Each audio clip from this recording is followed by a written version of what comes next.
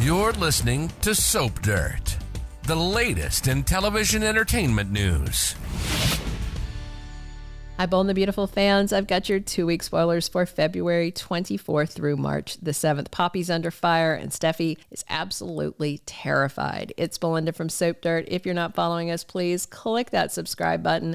Let's dive in with the action happening starting on Monday, February 24th. So finally, Steffy gets the whole truth. On Friday, Finn told her about sleeping with Poppy, the one-time thing when he was just 18. And as I thought she would, Steffy is of the mindset that Finn was a victim of his aunt who was doing wrong, which I agree. But then when Finn keeps talking and unfolds that one night resulted in a pregnancy that he never knew about, and he just found out that Luna is his daughter, making her Steffy's stepdaughter, everything is going to blow up. Steffy's going to be rocked to her core. This is just about her worst nightmare, on top of Sheila Carter being her mother-in-law. So it's a double whammy. Tuesday, February 25th, we have got Remy realizing exactly who Luna is. And this started on Friday when he's there pretending to be Dario, the air conditioning guy, thanks to Sheila lying to Bill. I'm sure he won't be happy when he realizes exactly who he's invited into his house because,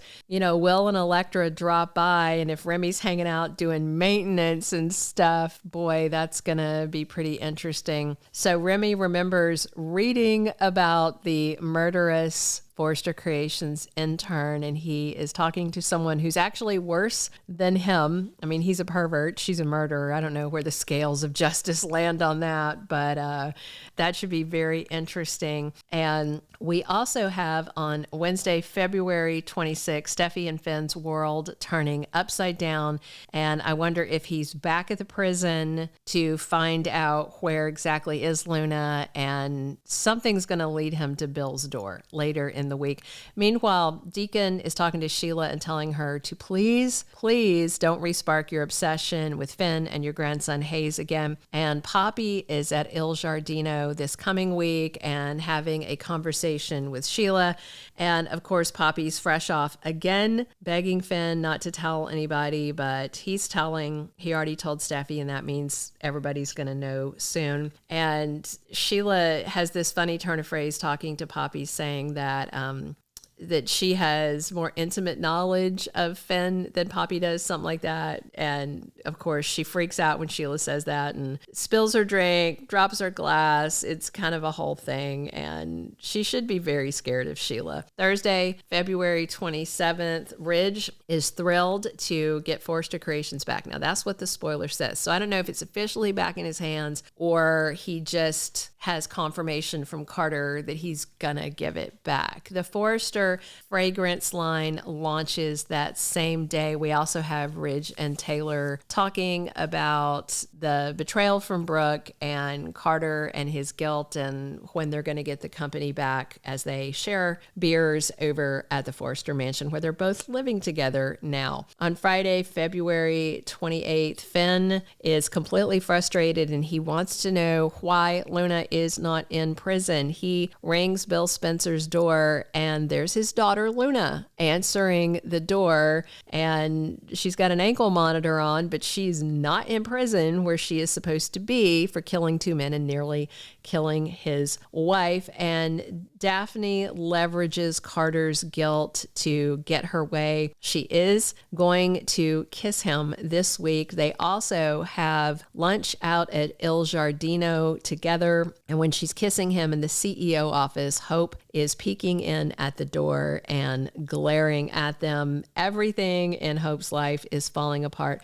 Also on Friday, Steffy's news is stunning. Taylor is not going to believe her ears when she finds out not only did Finn, get sexed up by his aunt, but she got pregnant, and then Luna is now part of their family because, that is I guess Taylor would be her grandmother-in-law. It's very, very, very awkward. Going into the week of March 3rd through the 7th, Hope is completely spiraling. Everything is spinning out of control. She was on top of the world. And she was using those phrases that cause karma to come bite you, like, this will always be this way. Things will never change. The stuff that she was saying to Steffy about the management of Forrester Creations. So Hope is dealing with the fact that Carter has fallen completely under Daphne's spell. And of course, she's a Forrester ally. And even if Hope finds out that Daphne and Steffy are friends and tells Carter, I think it's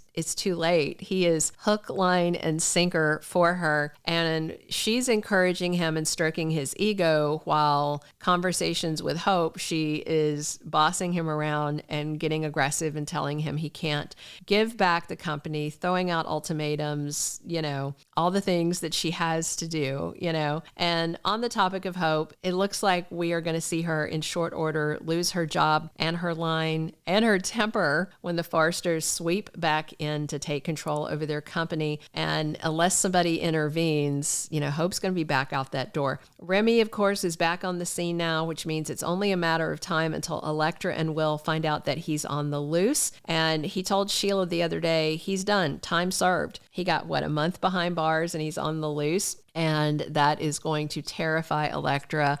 And I'm sure he has not learned his lesson. Finn now knows that Luna has been in Bill's cushy Spencer home prison instead of securely behind bars. And this may freak Finn out because an ankle monitor isn't a big barrier if Luna wanted to come for Steffy. Yes, the ankle monitor will go off and they can come for her, but by the time they got to her, she could already have done something bad to his wife. So I think he's going to have a thing or two to say to Dollar Bill Spencer. And this also may be Steffy's concern and, the whole Forrester family, because they are not going to be happy to find out that the killer intern is not locked up tight, but Finn is going to want to talk to his daughter, kind of get a feel for where she's at, what's going on. He feels a lot of guilt about being unwillingly kept out of her life, but Steffy is not going to want Luna anywhere around any of them. And of course, word's going to spread about Finn hitting the sheets with his aunt. Everybody's going to be horrified. Everybody. Not one person will have any sympathy or empathy or understanding for what Poppy did.